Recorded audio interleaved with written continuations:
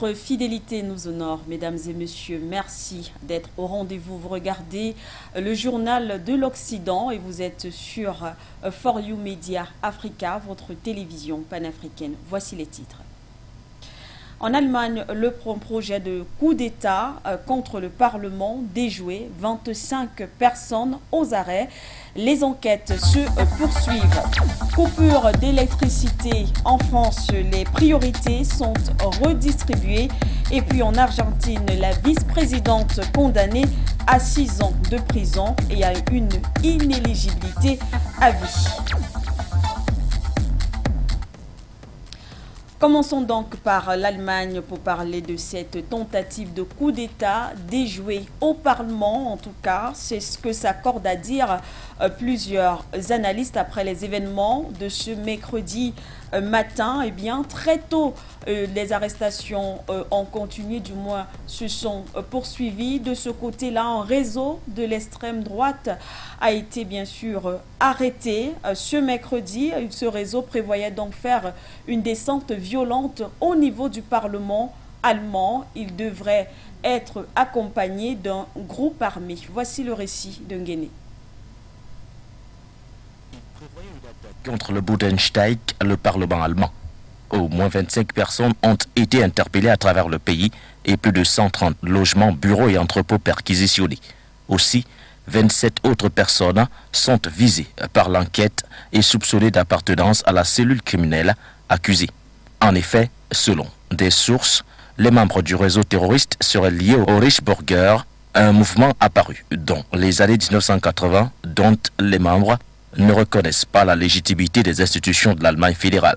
Ces derniers prônent le rétablissement de l'Empire et refusent d'obéir à la police de l'État et de payer impôts, amendes et cotisations sociales.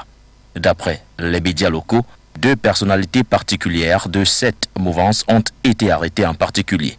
D'abord, un ancien commandant parachutiste de 69 ans et un descendant d'une vieille famille de l'aristocratie allemande âgée de 71 ans. Pour l'heure, les enquêtes se poursuivent et elles permettront de déterminer s'il y a des éléments constitutifs de crimes de préparation d'une entreprise de haute trahison contre l'État, selon le procureur. Et puis on va noter que le Bundestag, qui est le Parlement allemand dans le pays, car justement ce Parlement est très important pour l'Allemagne parce qu'il est organisé, du moins c'est celui-là. On rappelle que l'Allemagne est organisée selon le principe de séparation des pouvoirs et d'une démocratie parlementaire à régime parlementaire. Ainsi, en application de l'article 63 de la loi fondamentale, le chancelier fédéral est élu par ce Parlement sur proposition du président fédéral, d'où ce coup d'État, du moins cette tentative de coup d'État du côté de l'Allemagne, que si il avait bien sûr réussi, cela aurait eu des conséquences dans le pays.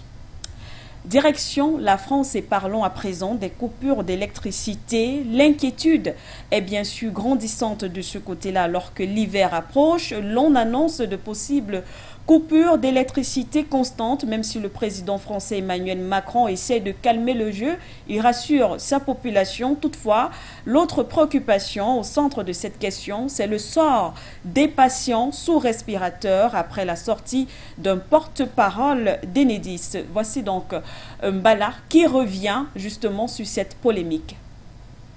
Interrogé sur les éventuelles coupures de courant en cas de tension sur le réseau électrique, un porte-parole d'Enedis a affirmé mardi 6 décembre que les personnes malades sous respirateur artificiel à domicile est également délestables et donc non prioritaire en cas de coupure de courant. En charge de la distribution d'électricité, l'entreprise Enedis a annoncé que les personnes dont l'équipement médical à domicile dépend d'une alimentation électrique ne seraient pas épargnées par les coupures de courant qui pourront être de plus en plus présentes en France. Alors l'hiver approche, la problématique risque d'être un peu plus accrue. À cet effet, le gouvernement a présenté une série de mesures pour faire face à d'éventuelles coupures d'électricité, redoutées en raison d'une production historiquement basse du parc nucléaire. Les coupures de courant devraient être programmées et même ciblées à raison de 2 heures consécutives maximum avec des délestages confirmés la veille, en cas de surcharge du réseau électrique.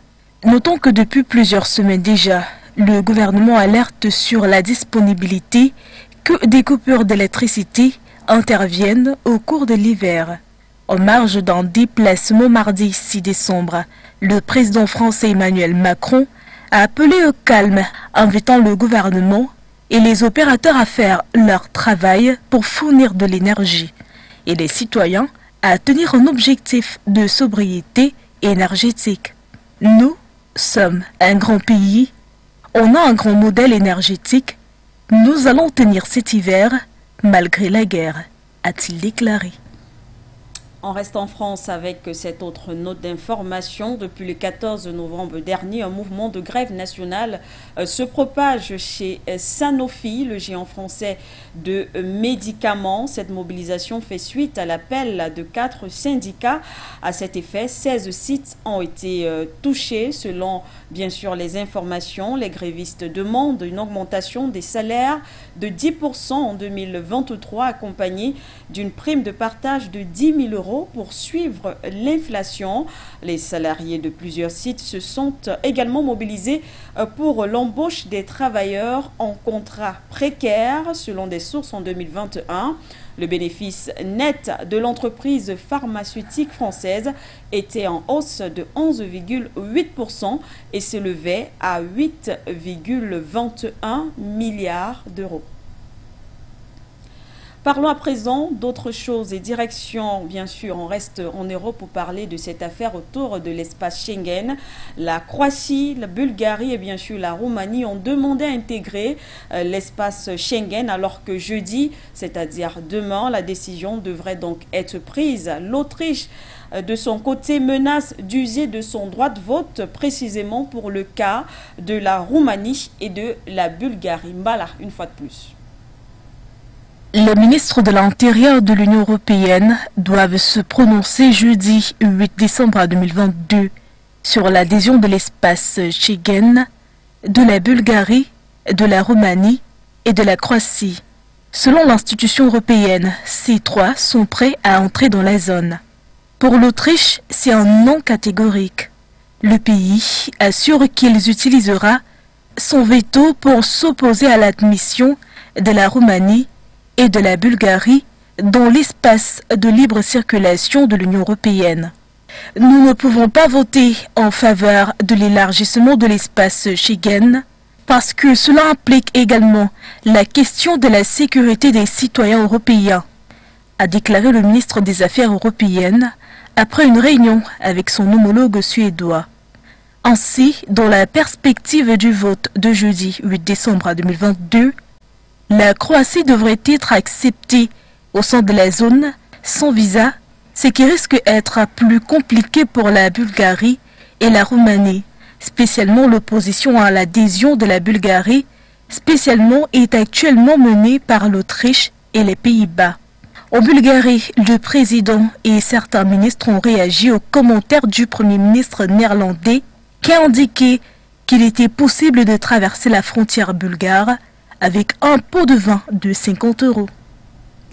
Et puis des nouvelles de ce conflit qui oppose depuis plusieurs mois déjà l'Ukraine à la Russie. Washington n'aide ni n'encourage l'Ukraine à mener des frappes au-delà de ses frontières, a déclaré le porte-parole du département d'État des États-Unis, Ned Price, au cours d'une conférence de presse tenue ce mardi, en réponse à une question sur l'attaque de l'armée ukrainienne contre une base aérienne dans l'ouest de la Russie.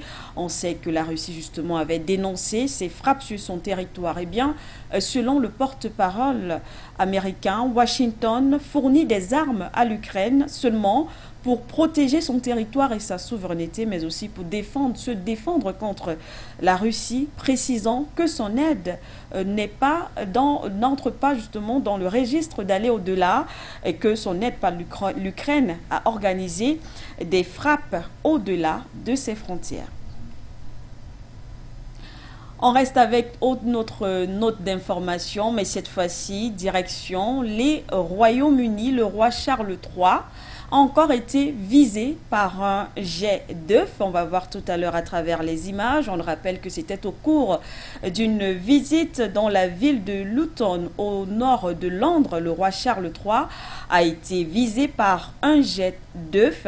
Le responsable, un jeune homme âgé d'une vingtaine d'années, a été rapidement interpellé par la police et placé en garde à vue. Un incident du genre qui intervient pour la seconde fois en l'espace seulement d'1 mois, alors que depuis qu'il a succédé à Elisabeth II, en effet début novembre, un homme de 23 ans avait été arrêté à York dans le nord de l'Angleterre après avoir jeté des œufs en direction du nouveau souverain pendant que celui-ci marchait et serrait la main dans le centre-ville accompagné de son épouse Camilla.